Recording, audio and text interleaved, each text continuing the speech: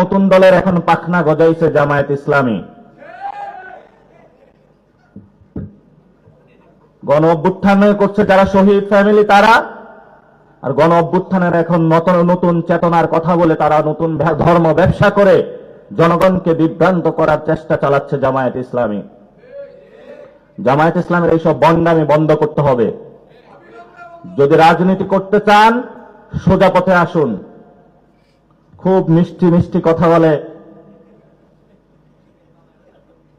মিষ্টি কথার আসলে আড়ালে কি আছে সেটা তো আল্লাহ জানে। জামায়াত ইসলামীর যে ধর্মীয় ফেসিবাদ, এই ফেসিবাদের তো আমরা সঙ্গী হতে পারবো না। বাংলাদেশে দুইটা শক্তি, আদর্শিক শক্তি চাই না, একটা হলো মুজিববাদী আর একটা জামাতি শক্তি আমরা চাই না। কেন চাই না? আমরা মনে করি জামাত একটা দিল্লির এক্সটেনশন, মুজিবও একটা দিল্লির এক্সটেনশন। নতুন দলের এখন পাখনা গজাইছে জামায়াত ইসলামী, আর গণ অভ্যুত্থানের এখন নতুন চেতনার কথা বলে তারা নতুন ধর্ম ব্যবসা করে জনগণকে বিভ্রান্ত করার চেষ্টা চালাচ্ছে জামায়াত ইসলামী। আমরা 24-এর জেনোসাইডের জন্য যেমন দল হিসাবে আওয়ামী লীগের বিচার চাচ্ছি, 71 সালে যেই সকল দল জেনোসাইডের সাথে সম্পৃক্ত ছিল আমরা তাদের বিচার দাবি করি।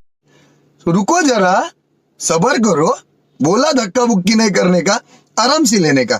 हाँ, আমাদের স্নেহের নাসির উদ্দিন পাটোয়ারি এনসিপির মুখ্য সমন্বয়ক ঢাকা ৮ আসনে একটা ব্যাটেল গ্রাউন্ডে তাকে আমরা সেনাপতি হিসাবে ছেড়েছি। দোয়া করি আল্লাহ যেন তার জীবন, তার ইজ্জতকে হেফাজত করেন। এ লড়াইয়ে, নির্বাচনী লড়াইয়ে সে যেন বিজয়ী হয়। তার হাতেও আমরা 11 দলের পক্ষ থেকে আজকে আমরা শাপলাকলি তুলে দিলাম। এই শাপলাকলি, ওখানে পাল্লা, ওখানে ছাতা, ওখানে দেয়ালগড়ি, ওখানে রিক্সা, ওখানে আর যত প্রতীক আছে আমাদের 11 দলের সকল প্রতীকের, নেজামে ইসলাম পার্টির বই, কিতাব যা আছে সবগুলাই শাপলাকলিতে আছে, সবগুলাই পাল্লাতে আছে। যে যেখানে আছেন আমরা তার জন্য জান প্রাণ দিয়ে কাজ করে বিজয় ছিনিয়ে আনবো ইনশাআল্লাহ।